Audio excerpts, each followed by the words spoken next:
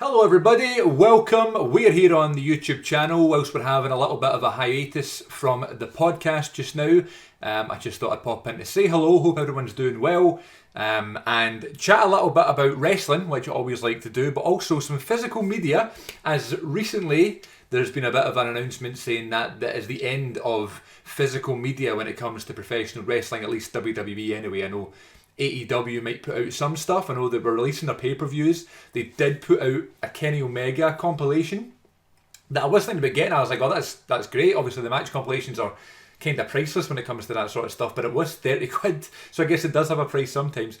It was 30 quid, and it was only 5 matches on the thing. It was one disc, and I had previously purchased all the pay-per-views on Fight, so I guess if I wanted to watch those 5 matches, I could just go into Fight. But yeah, just with the big move over, the big switch from WWE Network to Netflix coming in January 2025. There's loads of questions. It's all up in the air just now. We don't know where all this sort of stuff is going to go. I just can't see everything that's on the WWE Network being just totally moved over to Netflix. The amount of stuff that's already on Netflix and the amount of stuff that's on the WWE Network with all the old stuff, and that doesn't need to move over everything. We don't need to bring over like world-class championship wrestling. At least they might do now because of the Iron Claw film. They might bring that stuff over. But you know what I mean? Like stuff like from AWA and the NWA and WCW Saturday Night and the random hardcore TV ECW shows and stuff like that. Will that all move over? I highly doubt it. I love putting on the older episodes of Raw and SmackDown. In terms of like a kind of just throwing something on like a comfort TV show. A lot of times if I'm working or whatever, I like to put on like, I'm doing like a watch through of some of the older stuff. I was doing it today, actually getting ready for my holiday, which I'm going on tomorrow to Greece, not Cody Rhodes. I'm going to Rhodes itself in Greece. So I had like some old stuff on today, and it was the build up to Vengeance 2001. I guess maybe the pay-per-views will be on there. I could maybe go back and watch the 2001 pay-per-views as we go into 2002 in my mad old school watch through, but will the episodes of Raw and SmackDown be there? I don't know. So the WCW episodes and documentaries from home video releases and stuff, you'd like to think if something had come out on DVD before, whether it be a documentary, a match compilation, a superstar bio, something like that, then that might move over. But then they have spent a lot of time recently kind of redoing some stuff. A lot of, refreshed documentaries, remade documentaries. That Best of WWE series that's on the network, which is just match compilations. Back in the day, they would just be DVDs, match compilation DVDs, but they're in this like 3-4 hour compilation video that you can stream on the WWE Network. So there's a good chance that'll move over, but I'm just a guy that's a pure stiffler for details, and I want to go back and watch everything in chronological order and all that sort of stuff. So I don't really know what it's going to be. I also don't know what it's going to be in terms of the live streaming aspect of it. I'm assuming it's going to be nice and simple when there's a PLE, SummerSlam's coming on or whatever, or WrestleMania, and they recently did the roast of Tom Brady. He just went on like the Netflix homepage and clicked play now, or watch live. So I'm assuming that'll just be the same thing, and then, how quickly will it be on demand after? Us over here in the UK, pay-per-views are on to 4 in the morning. There's a good chance, and it happens all the time, it's very frequent, that we can't actually watch them live. I usually 9 times out of 10 will watch a pay-per-view the day after. So hopefully it's as easy as just waking up in the morning and putting it on from scratch, just like it is on the WWE Network. That was one of the best things about the network. As soon as something finished, it was available. Even if it wasn't all cut up and put in chapters and stuff, it was still just the as is.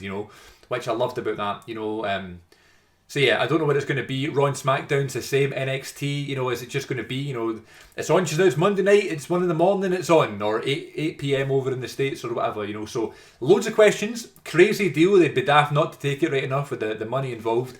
10-year deal, which is actually only a 5-year deal with an option of doing another 5. So they could potentially be there for 15 years in total, see where it goes. But television and the world of streaming and physical media and stuff, as you can tell, is ever changing. So anyway, the whole point of this video and checking in to say hello, hope everyone's doing well. Thank you for always listening to the podcast, checking out some of the WWE content that I was posting last week, or the week before now, at Clash at the Castle. Had a great time. Lots of live footage that I took. I put up a wee vlog, shared some thoughts, that sort of thing. So if you haven't seen that, if you're a wrestling fan, you want to see my vlog style experience, day in the life of video, just like old times, I did one for Clash at the Castle. But around that sort of time as well, there was the big sort of WWE pop-up shop in one of the shopping centres here in Glasgow. And also at the same time in HMV, they were just getting rid of all their stock. So, you know, they're not making any new stuff. They're not making any new WWE Blu-rays or DVDs. But HMV didn't want to keep their current remaining stock, so they were just getting rid of stuff. The most insane WWE DVD sale ever. There was a time, I'm going to say in like 2010, I think it was. I remember like it was like a really bad snow day, I believe. I think it was off school at the time. And the day before we were in HMV, and I remember looking, it was like stuff for maybe like £7, £8. And it was like those kind of documentaries from the early 2000s, mid 2000s.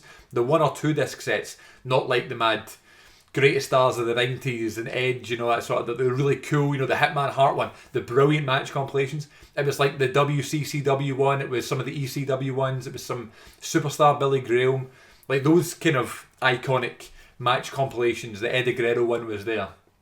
The Rise and Fall of ECW, the NWA one, Greatest Wrestling Managers, things like that, that maybe were going out of fashion, you know. They were on sale on HMV for like £7, £8, and I thought that was unbelievable. But now, the fact they're getting rid of them, I don't even collect wrestling DVDs anymore. I've not bought a wrestling DVD or Blu-ray in years, other than some of the AEW ones. The most recent AEW one that I got actually is right here, and is All Out 2021. Had to get this iconic pay-per-view, but the AEW ones are just so expensive.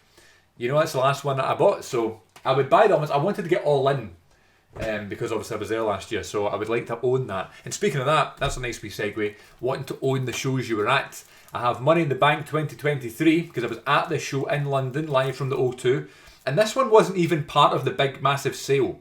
So this was like a couple of weeks before the massive sale, and it was $4.99, which is a great price anyway. So Bloodline Civil War show, live from the O2. We also had Seth Rollins and Finn Balor on this show.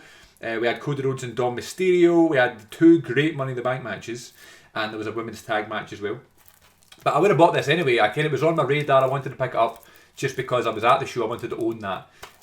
The Ring of Honor show I was at in 2018, I have on DVD. And anything else that I would have been at that was available, I would have bought on DVD, you know. So, but that was a couple of weeks ago, and then they just announced, okay, we're getting rid of all of our WWE stock, so everything is on sale for like £1, £2, £3, like crazy prices. So, because I don't collect them anymore, yes, so I probably wouldn't have bothered, but because of the move over of all the content from the WWE network to Netflix and the uncertainty and not knowing what's there, there's like this kind of panic mode in my head where I'm like, oh my god, are we going to lose all the stuff? So just for safety, I bought some of the ones that are on sale, and it's definitely the most amount of wrestling DVDs or Blu-rays that I've gotten in quite a few years. So I'll just go through the ones I picked up. This is a very old school CM42 TV Blu-ray DVD, especially wrestling update. So start off, SummerSlam 2021. Not the biggest fan of this era. I loved when they first returned back, obviously just the kind of absolute buzz of being back in front of a crowd was really cool. I remember the Money in the Bank show being great. And it's not like I didn't like this era. I think this may have been the start of like the era that I wasn't that fond of. See, like between SummerSlam 21 and, I don't know, the end of 2022, I was like, there's some dark days, man. I just wasn't into it whatsoever. The pay-per-views were fine, and I've still watched them all and stuff. We had that first Clash at the Castle show, which is coming up right here. I might as well skip to that. They had this show, Clash at the Castle 2022. £1. Absolute crazy value for money. The original Clash at the Castle. So this one was good and stuff, having that. And, you know, there was a few other good ones in 2022. But yeah, it just wasn't, I wasn't all hyped for it as much as I am now. Like the stuff we're doing just now. Even 2023, it's the Triple H era. I know I'm just like kind of falling into the advertising and the marketing that they give you every week, but yeah, I'm really enjoying it just now. I was so much more into AEW in 2021 and 2022, so recently I've kind of been more WWE, but yeah, SummerSlam 21, Edge versus Rollins was the first thing I thought about. That was a really good match. We had John Cena, Roman Reigns, Goldberg and Bobby Lashley. Interesting. We had Becky Lynch and Bianca Belair. Is that the one where she just came back and beat her in 2 seconds? I just read her book, Becky Lynch, and it was really good actually, so that's another pickup I could have showed you. But yeah, SummerSlam 2021, Cena and Reigns in the main event, and that awesome Edge and Rollins match. So I got that one, $3.99. Chatted about Clash at the Castle, comes in a random green case. Okay, I've never watched back the Drew and Roman match. I remember it being really good, but was really deflated when Drew lost. Imagine how I felt this year. Absolutely crazy decision having him lose. Yeah, like, I kind of know what they're doing. Like, I understand, like, now the Punk and Drew rivalry is so kind of more intensified now, and the fact that Drew kind of got him at Money in the Bank, and got him in Chicago. You just know Punk is going to cost Drew the Money in the Bank. Like, they're just doing one up each other. Like, it's getting to the point where, okay, guys, let's have the match. So I guess they're going to go for SummerSlam, but I thought it was a crazy decision having him not win the title in Glasgow. I understand you don't want to beat Damien Priest straight away. You just had this amazing moment in your hands that you let it go. Just more so for him as well, like, personally. I just think that would have been an amazing moment. His career would have been made. It would have been a great moment. We paid a lot of money for those tickets. I talked about that in my weekend of vlog style video, and I posted like a video of me in the car talking about it a couple of days before, or maybe the day before. But my God, the ticket prices were ridiculous. So the amount of money they would have made off that show, people were expecting a title change, and the fact it was Drew, it was just the build-up. You know, they don't always need you. The fan favourite, you know, and the one that's kind of makes most sense to win doesn't need to win. I get a swerve, you know what I mean? But honestly, man, like, the build-up in the media and just on the shows and stuff, it was like, Drew's winning this, and it's going to be Punk and Drew for the title at SummerSlam. That would have made the most perfect sense. But instead, we're going to have Damien Priest and Gunther for the title at SummerSlam. Totally random match. But yeah, whatever. But yeah, this one here at 2022 was such a good pay-per-view. The fact it was the stadium show, first stadium show in the UK in years. Gunther and Sheamus, that great tag match with Edge and Rey Mysterio in the Judgment Day. And of course, the match with Drew and Roman was really good. Just a totally deflating finish. But yeah, crazy decision having him lose both times. Drew can never challenge for the title like Clash at the Castle ever again. This is a really good one. This is Backlash 2023 from Puerto Rico. The absolutely awesome Damien Priest and Bad Bunny match. And this is the Bad Bunny entrance. It's so good. So much good stuff on this as well. This was a really good. Just the crowd were electric. This was the start of like the international PLEs that were just so good. With this one, a couple of the Saudi Arabia ones have been really good. The France Backlash was incredible. And of course, the Clash at the Castle in Glasgow was really good as well. So yeah. Kevin Owens and Sami Zayn challenged the Bloodline. Don't remember that at all. But hey, that's a good PLE. Then also we had SummerSlam 2023. There's something about, I don't know if I just don't have many memories of this one. I don't know if it was a relatively forgetful show. Again, bit of a random main event as well. Not random. It's the ending with Jimmy Uso costs Jey Uso. And I just was a bit kind of like, okay, we'll go in that direction. We could have kept the Usos together, I think. I know they wanted the match at WrestleMania, but yeah. But this was a good pay-per-view, but I never watched it again. And I was thinking recently, do you know what? I'm going to watch SummerSlam again just to kind of watch it from start to finish and see where they're at here. But yeah, that Drew and Gunther. And this was the one that just followed the Money in the Bank show, so I was kind of all WWE in my head. So I'll check out SummerSlam 2023 again. I don't know why I didn't like it as much. Maybe I was tired. I don't know. Carrying on here, we have Elimination Chamber. This is 2023 as well, yeah. From Montreal, the show with Sami Zayn, and there was, look at 99 pence. Absolutely incredible deal for a good pay-per-view. A couple of good chamber matches, actually. Was it for a title, US title maybe, with Seth Rollins? And I had the awesome tag match between the Judgment Day with Rhea Ripley and Finn Balor, Edge and Beth Phoenix.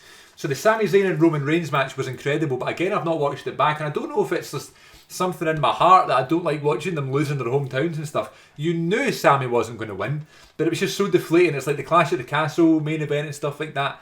And I'm a big Roman Reigns fan. It's not that I don't like seeing him win, but it's just it was getting to the point where the fact he was winning so much and it was the same sort of thing over and over again. So that was a good one too. Really, really good crowd. That's another one. There was Backlash in Puerto Rico, in France, in Saudi Arabia, in Scotland, in London, and the Montreal one. All the kind of international ones are so good. Toronto's going to be great for Money in the Bank this year. And then they're doing Bash in Berlin. That Germany crowd's going to be absolutely crazy. Older pay-per-view here. Say older, 2017, 2018. Super Showdown. This was a period that was also a dark age in WWE. See, 2017 to 2019. Brutal. Some of the pay-per-views were just disastrous. It was a lot of these kind of super shows like the kind of Saudi Arabia ones. Undertaker, Goldberg, Brothers of Destruction versus DX. And this one, I don't remember this one being too bad. It was like half an hour though. It was like a 29-minute match between Triple H and The Undertaker. There's a Shield match on here with, against Drew McIntyre, Braun Strowman and Dolph Ziggler. Interesting. Samoa Joe and AJ Styles and John Cena is wrestling somebody on this as well. Is it Elias, maybe? Yeah, so I remember it happening. There's a good cruiserweight match. Buddy Matthews and Cedric Alexander, that was good. Becky Lynch and Charlotte Flair's a good match on this.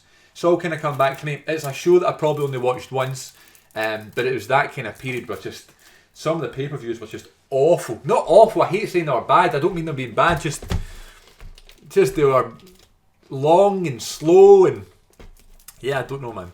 We'll finish up on the pay-per-views then. WrestleMania 2022. I've already opened this one at the cellophane because this is a total throwback, old school 3-disc set when you used to get it and you used to get the Hall of Fame. God forbid you get the Hall of Fame now because they're about 8 hours. But yeah, look at this. So good. Now, the reason to get this one is for the return of Stone Cold. The fact that that even happened is crazy. Not a great WrestleMania. In fact, it was really, really good. It was a really good WrestleMania. Not anything memorable other than the Stone Cold return. The Bianca Belair and Becky Lynch match was incredible. And of course, is he on here? Is there a picture of him? And of course, the return of Cody. So, those are your main highlights. AJ and Edge was a good match too. But the return of Cody Rhodes, I just remember freaking out. It's so normalised now. Hearing the song and seeing him as the American Nightmare, seeing him with the blonde hair. It was the first time there was an AEW presence and an AEW personality on WWE programming at WrestleMania. Had this great match with Rollins, starting a great trilogy they had. Obviously, it's also The Undertaker's Hall of Fame induction. Terrible match between Charlotte Flair and Ronda Rousey. But she was just so bitter at that point, wasn't she? Pure boo-boo face all the time, Ronda. But yeah, the Stone Cold return, the Cody return, and the Bianca Belair Becky Lynch match is the reason to have this. So yeah, I wouldn't have really bothered. I would never have bought this anyway. But just because it was like old school, like 3-disc set, reminded me of my childhood having these ones.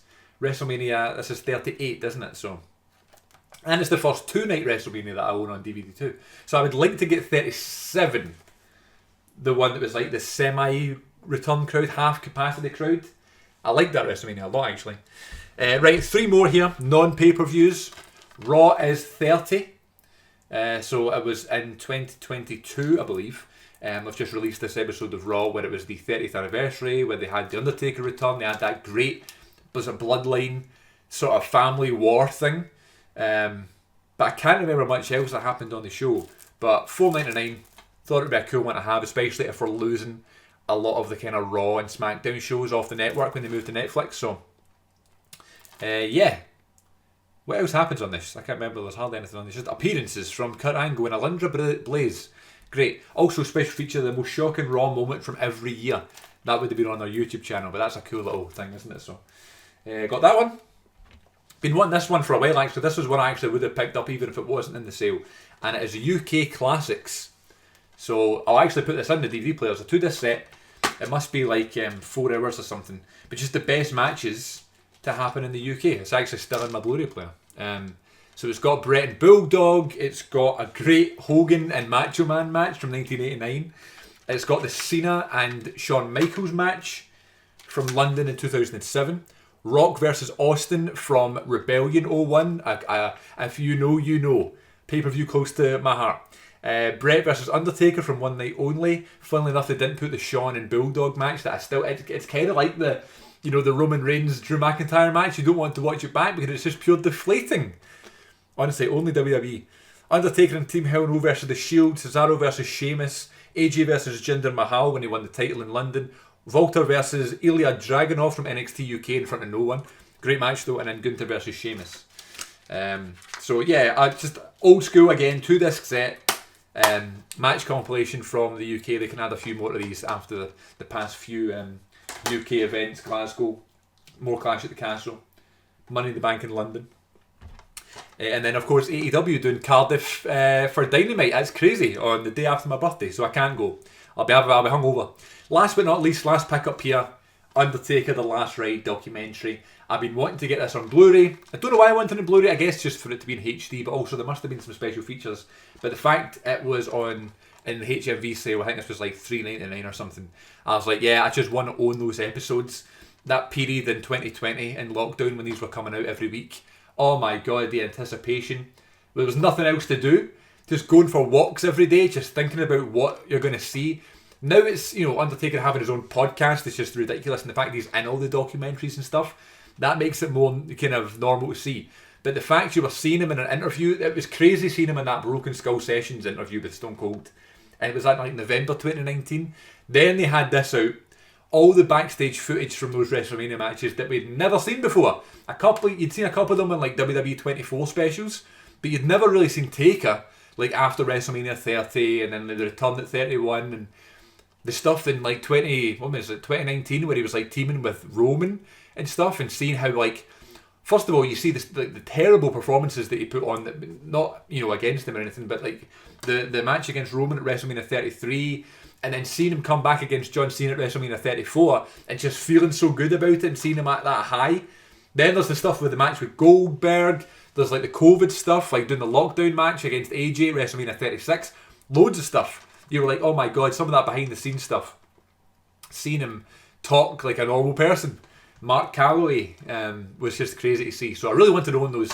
I was going to get the Blu-ray, but the fact that DVD was on sale for so little, I was like, I have to get it. So that's everything I picked up from the HMV sale. It's been a massive month of spending. I bought 2 new pairs of shoes. I bought loads of new clothes. I paid off holidays. As I say, I'm going on holiday tomorrow. Going to Greece, so I might post a couple of wee vlog style videos. Who knows? There'll be no film related stuff or wrestling related stuff, although there are 2 pay-per-views happening. Is there 3? Is NXT happening as well? Not been really watching NXT, but I did watch the last pay-per-view, which I enjoyed, but I thought the crowd let it down. It was cool seeing it in the UFC Apex, but there was just no buzz. So there's Forbidden Door, which I'm excited about, and then there's Money in the Bank, which of course I'm always excited about. So I'll probably find time to watch some of the stuff. I'll definitely make time to watch Bryan Danielson's match. I'll watch the main event with Swerve and Will Ospreay. I'll watch Moxley and Naito. I'll make time for those matches, and I'll most likely try and catch Money in the Bank as well. So yeah, whilst I'm on holiday, but I'm away for 10 days, 11 days actually. So away for a wee while, looking forward to it. Then we come back, the podcast will return, everybody. Buzzing to get back to it. Loads of plans for it, so maybe I'll do a wee video, an update video, talking about the podcast before we return officially. But we're going full steam ahead on the return, the comeback, some new artwork being made, lots of new series starting, back to the old school stuff, back to getting guests, that sort of stuff. So yeah, loads of stuff planned. So here are my pickups. Loads of cool stuff from the HMV sale. So I'm assuming a lot of it's gone. This is the 3 HMVs I found all this sort of stuff. So the first one I went into, the kind of main one in Glasgow, I had to ask someone, and I was like, have you got any WWE stock left? Or I knew there was a massive sale, and the guy was like, oh yeah, like people have been in just clearing out. So I went to 3 HMVs, I found all that stuff there. So probably a total of like 30 quid or something for all that. 25 quid, 30 quid for all those. So yeah, I just wanted to get some stuff, especially if we're going to lose a lot of footage. I'm a bit of a holder, but I just wanted all the stuff anyway. Just, you never know when you want to go back and watch stuff, and especially like that, the UK classic stuff, and a really good show like that Backlash 23, and having Money in the Bank 23 from when I was there. It's a big one I wanted to have, and of course the Last Ride documentary, I wanted to own that as well in case we never see that again, but I've got a feeling that I'll have a home on Netflix. But yeah, hope everyone's doing well. Thank you very much for watching. Let us know if you picked up any WWE stuff from HMV, and yeah, I'll be back when I'm home from Greece with the Good Bit podcast, full steam ahead. I'm going to get something to eat now because I'm starving. I'm going to get my case ready, get packed and ready to go for tomorrow. Flying from Manchester, so a bit of a drive in the morning, but it's all good. Thanks for watching. Take care of yourselves. You can follow us on the socials at CM42TV and at the Good Bit Pod on X. And of course you can follow me on Letterboxd with all my movie watching activity at CM42TV as well, but it's linked on my Twitter account, or my X account, so get it on there. Alright guys, take care of yourselves. I love and leave yous. Love, peace and hair grease. Woo!